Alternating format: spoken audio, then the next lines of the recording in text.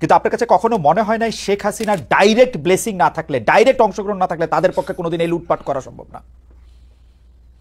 এটা কি বললেন, এটা কি বললেন খালেদ? আপনি আওয়ামী লীগ সরকারের মন্ত্রী ছিলেন, সেই সময় আওয়ামী লীগ সরকারের থেকে আপনার শেখ হাসিনা, আমরা যদি এইভাবে বলি যে আপনার মন্ত্রিত্ব কেড়ে নেন, দল থেকে বাদ দেন এবং আপনাকে আসলে কারাগারেও যেতে হয়।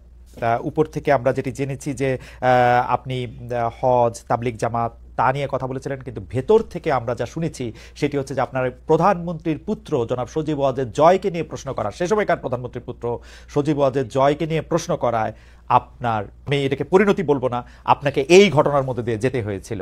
আপনি কি এই বিষয়ে কিছু বলবেন? প্রশ্ন করা এবং না করা হলো আমার চরিত্র বৈশিষ্ট্য। আমি যে কোনো বিষয়ে যে কাউকে আমি প্রশ্ন করেছি। আমি 1964 সালে পপের নির্বাচনে জনাব শেখ মুজিবুর রহমানকে প্রশ্ন করেছি এবং এমন কথাও বলেছি যে আপনি জাতীয়ভাবে যেমন গুরুত্বপূর্ণ, আমি আমার যত বয়স এবং অবস্থানগত কারণে আমি আমার জায়গায় তেমনি আন্তরিক, সৎ এবং নিষ্ঠাবান। তাই আপনি যে প্রস্তাব গ্রহণ করেছেন মনোনয়নের ক্ষেত্রে, এ ব্যাপারে আমার আপত্তি আছে। তাই আমি আপনাকে যেটা বলবো, আমি জয় সম্পর্কে কোনো কথাই বলিনি এবং জয় আমাকে কোনোদিন কোনো কথা বলেনি। জয় তথ্য প্রযুক্তি মন্ত্রণালয়ের উপদেষ্টা ছিলেন, প্রধানমন্ত্রী মন্ত্রণালয়ের না, তথ্য যোগাযোগ মন্ত্রণালয়ের প্রধানমন্ত্রীর উপদেষ্টা ছিলেন। তিনি তাকে কি উপদেশ দিয়েছেন তা জানি না, আমাকে কোনো উপদেশ দেননি। বরঞ্চ আমি একদিন জয়কে বলেছিলাম বঙ্গবন্ধু স্যাটেলাইটের ব্যাপারে যে বাবারে এইটার কি করব। সে আমাকে স্পষ্ট করে বলেছিল যে বড় মামা, আপনি চায়না আর আমেরিকা সম্পর্কে সতর্ক হবেন। তবে যে কথাটি বলা হয় বাংলা ভাষায় কিন্তু অনেক রকম ব্যাপার আছে, সেটা বাক্য গঠনে। আমি বলেছি জয়কে, কথা আমি বলেছি সেটা জয়কে প্রশ্নবোধক না।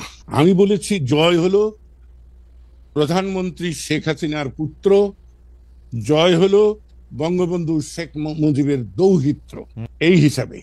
কিন্তু চাটুকার খোসামতকারীরা শেখ হাসিনাকে কি বুঝাইছে আমি জানি, এবং বিষয়টা কিন্তু এখানে না। ওকে ওকে, আমি একটু মাঝখানে একটু বলি। তার মানে হচ্ছে আপনি এটুকু প্রশ্ন করার জন্য আপনার মন্ত্রিত্ব চলে গেল আওয়ামী লীগে? না না না না না না, আমার মন্ত্রিত্ব ওখানে যায়নি, আমার আওয়ামী লীগ থেকে বহিষ্কার ওখানে হয়নি, হয়েছে কায়েমি স্বার্থবাদ। আমি শাসন ব্যবস্থায় আওয়ামী লীগের অভ্যন্তরে যে লুটেরা শ্রেণী, আমি নাম ধরে বলি, শেখ সেলিম, হাসনাত আব্দুল্লাহ, লিটন থেকে শুরু করে প্রত্যেকের সম্পর্কে আমি প্রশ্ন তুলেছি। শেখ হাসিনা সম্পর্কে আপনি কোনো প্রশ্ন তুলছিলেন?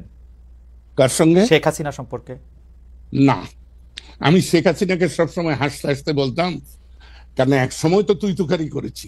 50-এর দশকের শেষ 58 সালে আমার সঙ্গে পরিচয়, তারপরে থেকে আমরা আমার অভ্যাস অনুযায়ী তুই তুকারি করেছি।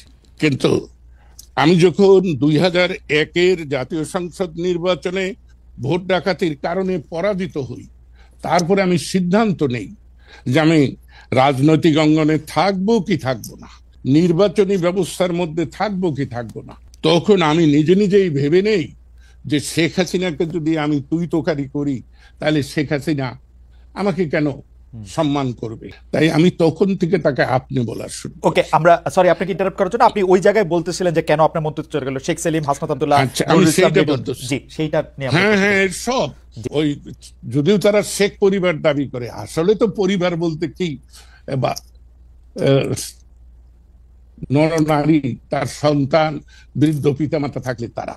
আপনি যাদের কথা বলছেন যে শেখ সেলিম, হাসনাত আব্দুল্লাহ, জনাব লিটন, তারা আসলে রাইটলি আপনি পয়েন্ট আউট করছেন যে তারা বিভিন্ন ধরনের লুটপাটে অংশ নিচ্ছে এবং আপনি সেটা নিয়ে প্রশ্ন তুলেছেন।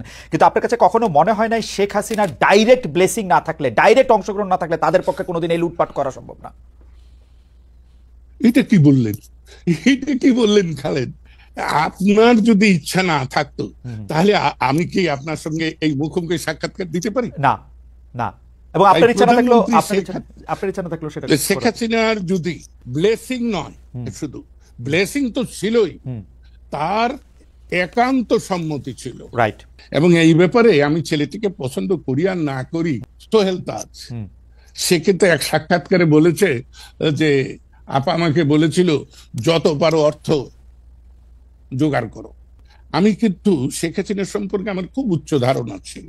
আমি মানুষের খোঁজ খবর নেই না, আর আমি কারোর বিরুদ্ধে যতক্ষণ পর্যন্ত সুনির্দিষ্টভাবে আমি আমার এই প্রত্যয় না জন্মে যে এই ঘটনাটি সত্য, ততক্ষণ পর্যন্ত আমি কারো সম্পর্কেই মন্তব্য করি না। আমি কারো বিরুদ্ধে বলি না, সব সময় বলি যে আমি অমুকের সম্পর্কে অমুকের বিষয়ে মতামত দিচ্ছি। আমার এখানে আমি একটু ছোট করে দুইটা বিষয়ে জানতে চাই যে আপনি তো জানেন যে 2013 সালে যে নির্বাচন ব্যবস্থা, 2014 সালে যে নির্বাচনের মধ্যে দিয়ে আওয়ামী লীগ সরকার আবার ক্ষমতায় আসলো, সেইটাতে আসলে কোনো নির্বাচন হয় নাই। 154টা সিটে আসলে বিনা প্রতিদ্বন্দ্বিতা নির্বাচিত হওয়ার পর আসলে কারো কোনো ভোটের দরকার না, আবার সরকার গঠন হয়ে গেছে। আপনি ওইটার কোনো প্রতিবাদ করেছিলেন কিনা? এক। দুই হচ্ছে আপনি দল থেকে বহিষ্কার হলেন, মন্ত্রিত্ব থেকে বাদ পড়লেন, ফিরে এসে গত 10 বছরে আপনি এই কথাগুলি প্রকাশ্যে এরকম করে বলছেন কিনা বা বলতে চেয়েছেন কিনা, বলতে কোনো বাধা পেয়েছেন কিনা? জনাব খালেদ মহিউদ্দিন, আমি আপনি 2012 সালের বাজেট অধিবেশনে আমি স্পষ্ট করে বলেছিলাম যে এটাই আমার সর্বশেষ জাতীয় সংসদে উপস্থাপিত বক্তব্য, কারণ আমি ভবিষ্যতে জাতীয় নির্বাচনে অংশগ্রহণ করব না।